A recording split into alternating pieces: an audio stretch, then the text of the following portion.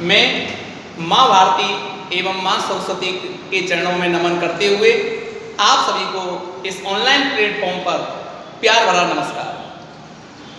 आपकी डिमांड के ऊपर बच्चों पहले मेरा फर्स्ट फिजिक्स चली गई थी, तो मैंने उसके साथ साथ आपके लिए सेकंड फिजिक्स भी स्टार्ट कर दी है। सेकंड फिजिक्स में एक्चुअली कंप्लीट फिजिक्स के बारे में मैं पहले ही आपको बता चुका हूं कि फिजिक्स के दो पार्ट होते हैं। पहला पार्ट मेरा 27 नंबर का है, सेकंड पार्ट मेरा 29 नंबर का है। इस प्रकार मेरे कुल टोटल 56 नंबर की फिजिक्स होती है, मैं बता चुका हूं। उसमें भी सेकंड फिजिक्स में तो सबसे ज्यादा नंबर की है, उसके साथ साथ मेरी जो ऑप्टिक्स है, प्रकाश की है, वो भी सबसे मैक्सिमम नंबर की है और इसके मार्क्स हैं 9 नंबर की आती है ये इसमें। तो आप ध्यान रखें। तो प्रकाशिकी के बारे में हम इस यूनिट में चर्चा करने वाले हैं। तो प्रकाशिकी क्या है, किसकी ब्रांच है ये है हमारी भौतिकी की ब्रांच है, ठीक है। तो भौतिकी की वह शाखा जिसके अंतर्गत प्रकाश के गुण एवं उसकी घटनाओं का अध्ययन किया जाता है, उसे हम क्या कहते हैं, प्रकाशिकी, राइट। अब प्रकाशिकी की भी दो ब्रांचें हैं, एक रे ऑप्टिक्स और एक वेव ऑप्टिक्स। उन दोनों ब्रांचों को समझने से पहले अपन प्रकाश के बारे में समझें कि प्रकाश क्या होता है, ये ध्यान दें आप लोग।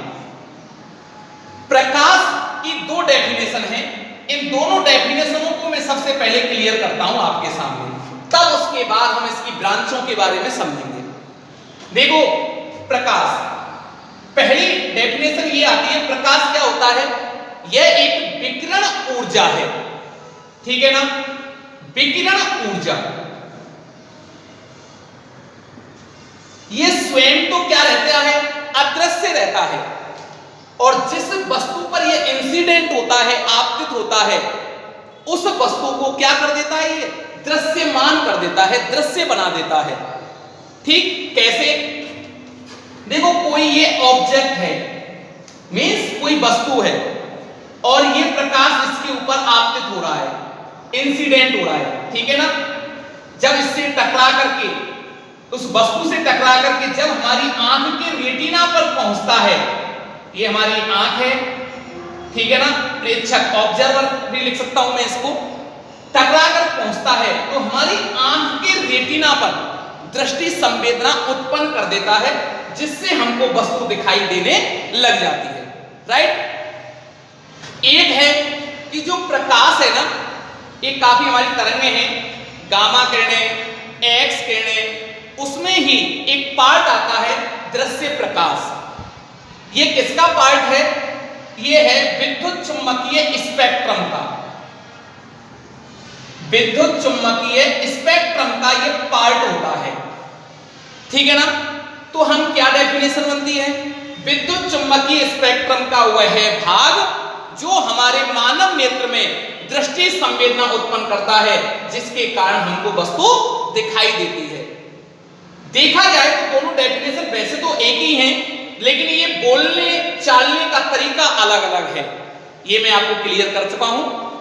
अब देखो बेटा, प्रकाश के बारे में समझे कि प्रकाश के बारे में मैंने बोला कि ये विकिरण ऊर्जा है, ठीक है।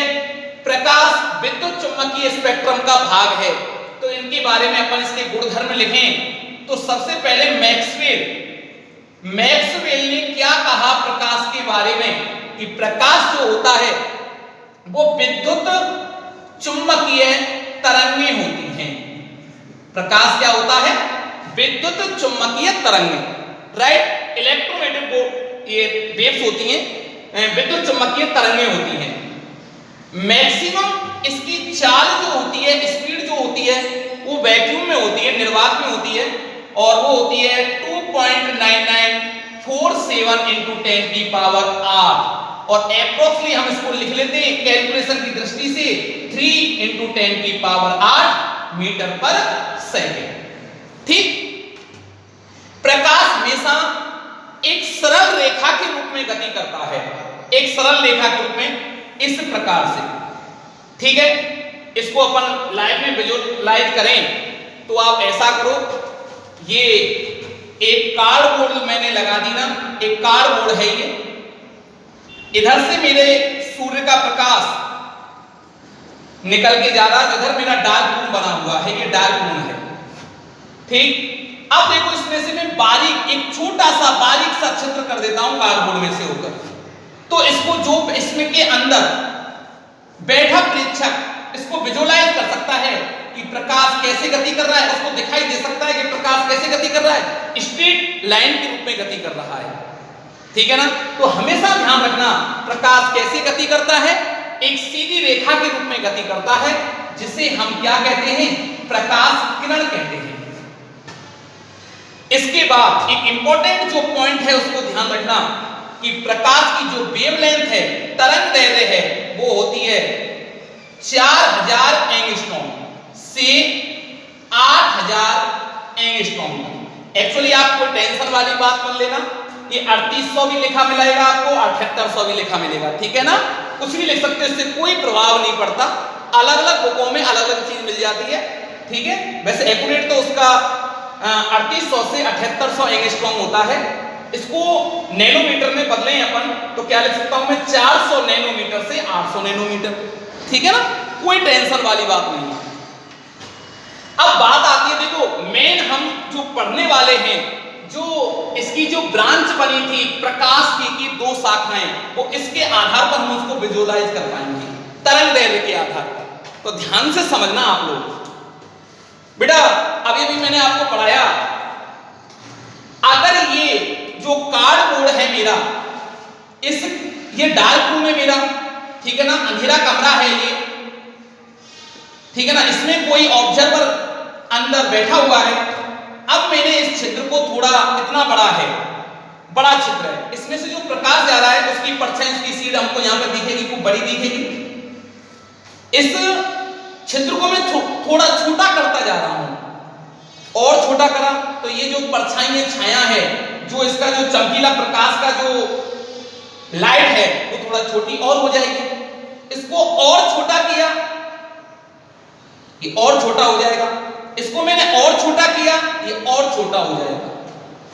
ठीक है ना, ये किसके ऊपर डिपेंड कर रहा है, ये चमकीला जो धब्बा आपको दिख रहा है ना, किसके ऊपर डिपेंड कर रहा है, वो तरंग दैर्ध्य के ऊपर डिपेंड कर रहा है। ये ध्यान रखना है आपको, किसके ऊपर डिपेंड कर रहा है, इसके ऊपर।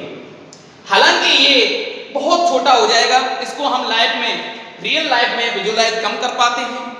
इसके आधार पर ही, तरंग दैर्ध्य के आधार पर ही प्रकाश की दो ब्रांचें बनती हैं, एक होती है हमारी रे ऑप्टिक्स और एक होती है हमारी वेव ऑप्टिक्स। तो इसके बारे में अपन पढ़ें।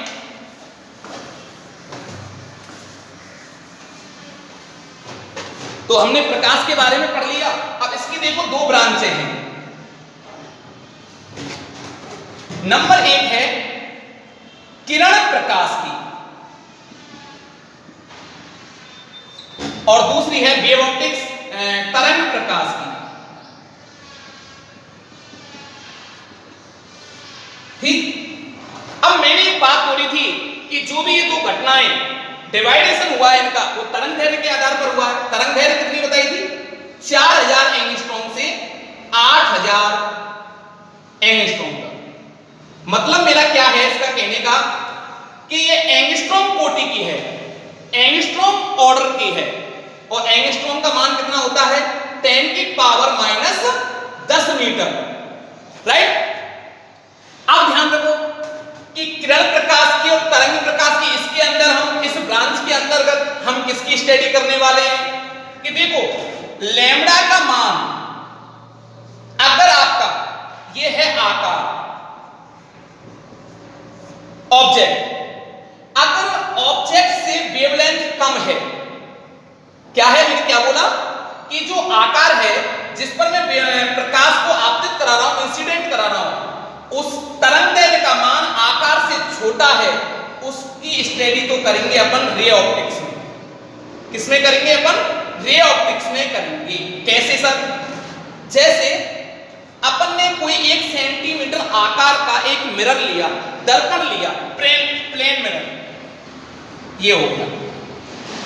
ठीक, अब इसके पास में प्रकाश को इंसिडेंट करा रहा हूं, ये आपतित हो गया, यहां इंसिडेंट पॉइंट आपतन बिंदु मैंने नॉर्मल ड्रॉ कर दिया यहां, और ये परावर्तित हो गई किरण। प्रकाश की तरंग का ऑर्डर कितना है? 10 कितना है? 10 की पावर -10 मीटर, मतलब एंगस्ट्रॉम ऑर्डर का है। ठीक, और इसका आकार कितना है? 1 सेंटीमीटर। अब आप समझ गए होंगे कि किरण प्रकाश में हम प्रकाश की कैसी घटनाओं का अध्ययन करने वाले हैं कि जिसमें तरंग दैर्घ्य का मान आकार से बहुत छोटा हो, आकार बड़ा हो, उसकी स्टडी को हम करते हैं रे ऑप्टिक्स में, राइट। और यहां की बात करें कि lambda is greater than approximately आकार, जो कि हमको एक रियल लाइफ में कम देखने को मिलता है। ठीक है, उसकी जो स्टडी करेंगे वो करेंगे अपन वेव ऑप्टिक्स में। बहुत शानदार बात बता रहा हूं मैं आपको, ये ध्यान रखना, ठीक है ना। पहले से हमको पता होना चाहिए कि देखो किरण प्रकाश में हम कैसी घटनाओं का अध्ययन करेंगे और तरंग प्रकाश में हम कैसी घटनाओं का अध्ययन करेंगे, राइट। अब देखो, अब सर इसके एग्जाम्पल बताओ आप हमारे लिए। जैसे कि मैं आपको बताता हूं, परावर्तन देख लो आप। परावर्तन में क्या होता है? देखो, प्रकाश इंसिडेंट होगा, किस पर होता है? दर्पण पर। हम जो भी हम अपनी बुक में पढ़ाएंगे आपको, मिरर लेके ही तो काम करेंगे, तो मिरर की मोटाई होगी, ठीक है, लंबाई होगी, उसका आकार कैसा होगा? सेंटीमीटर ऑर्डर का होगा या मीटर ऑर्डर का होगा, ठीक है ना। और तरंग दैर्घ्य कौन से ऑर्डर की होगी? एंगस्ट्रॉम ऑर्डर की होगी। तो तरंग दैर्घ्य कैसी है प्रकाश की? छोटी है ना, राइट है ना। तो छोटी है तो किसमें आया? किरण प्रकाश की में उसका अध्ययन हुआ। परावर्तन किससे पढ़ेंगे? थोड़ा मैं बता देता हूं इस चैप्टर में क्या क्या पढ़ने वाले हैं। परावर्तन में देखो, समतल दर्पण, प्लेन मिरर, गोलीय दर्पण, राइट। दूसरी बात आती है अपना अपवर्तन, ठीक है ना, अपवर्तन। नंबर तीसरी बात आती है हमारी, अच्छा अपवर्तन किससे पढ़ेंगे? एक तो लेंस से पढ़ते हैं, एक प्रिज्म से, ठीक है ना। ऐसे काफी टॉपिक आपको पढ़ाएंगे, ये सब नाम आएंगे आपको जब मैं इसको पढ़ाऊंगा। एक है बेटा प्रकाशीय उपकरण, प्रकाशीय उपकरण,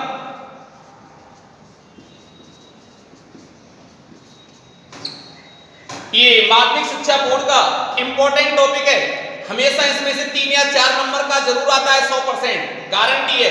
इस साल भी आया था, पिछली साल भी आया था। अब क्या आपकी परावर्तक दूरदर्शी पूछी थी, ठीक है। तो प्रकाशीय उपकरणों में आता है भैया सूक्ष्मदर्शी, ठीक है ना, सरल सूक्ष्मदर्शी और संयुक्त सूक्ष्मदर्शी, 2 टाइप्स की होती है। एक टेलीस्कोप, दूरदर्शी।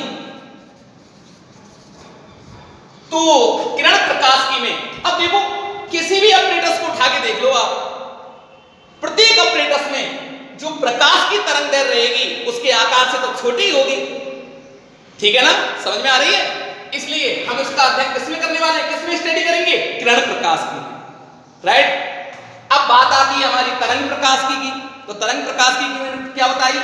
आकार से ज्यादा होनी चाहिए प्रकाश की तरंग दैर्घ्य, आकार इससे ऑर्डर से। अब देखो तरंग दैर्घ्य का ऑर्डर कितना होता है? 10 की पावर -10 मीटर, एंगस्ट्रॉम कोटि का। इससे भी कम भाई साहब, इससे कम होगा क्या आप उसको लाइफ में, रियल लाइफ में विजुअलाइज कर पाओगे? बहुत कम देखने को मिलता है। ऐसे इसके भी एग्जांपल में काफी सारे बताऊंगा आपको। देखो इंटरफेरेंस, व्यतिकरण,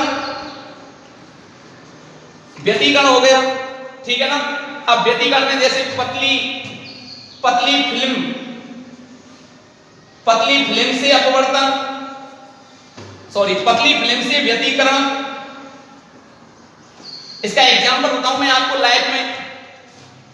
कभी बारिश के समय पर देखना आप लोग, बारिश के समय पर कोई गाड़ी खड़ी है पुरानी, उससे कोई ऑयल टपक रहा हो, और ऑयल के ऊपर जब पानी आ जाता है ना, तो उस ऑयल को देखोगे तो आपको चमकीली फिल्म बनती हुई दिखेगी, आपको समझ गए ना? कैसी फिल्म बनती हुई दिखी महसूस होगी? चमकीली। वो क्या होता है? इंटरफेरेंस ही होता है वो। पतली फिल्म से व्यतिकरण, बड़े डिटेल से समझाने वाले हैं। हालांकि व्यतिकरण तो आपको सुना हुआ सा लग रहा है ना टॉपिक है? व्यतिकरण तो सुना हुआ टॉपिक है। कहां सुना था? 11th क्लास में। वहां पर मैंने साउंड वेव के लिए पढ़ाया था। यहां पे हम लाइट वेव्स के लिए बात करेंगे आपसे। लेकिन 60% तो मैं जो मेथडोलॉजी मेरी वहां पे थी, जो मेथड था मेरा वहां, वही सेम मेथड यहां पे रहेगा समझाने का। सेम डेरिवेशन ड्राइव कराया है मैंने वहां पर भी, लेकिन अंतर वहां पर मैंने साउंड की बात की थी, यहां पे मैं प्रकाश की बात करूंगा। ठीक है, आधा सी प्रॉब्लम तो आपकी इसको समझने से ही हो जाएगी दूर। ठीक है, और अगला है विवर्तन। विवर्तन क्या होता है इसको भी मैं बहुत अच्छी तरीका से आपको समझाऊंगा, और एक बहुत अच्छी घटना भी है इसके बारे में, साइंटिस्ट की भी जीवनी बताऊंगा आपके लिए यहाँ पे। और एक है बेटा ध्रुवण, ठीक है ना, इसके बारे में मैं यहाँ पे चर्चाएं करने वाला हूं। तो प्रकाश की एक बहुत इंटरेस्टेड टॉपिक है, ठीक है, और ये सबसे मैक्सिमम मार्क्स का है। ठीक है, इसी के आज के लिए इतना ही काफी है। कल हम प्रकाश के बारे में समझाते हुए पहला मैं टॉपिक लूंगा इसमें प्रकाश, और प्रकाश से काफी घटनाएं होती हैं जैसे परावर्तन, अपवर्तन, इसके बारे में हम चर्चाएं करेंगे। आज के लिए धन्यवाद, इतना ही काफी है। धन्यवाद।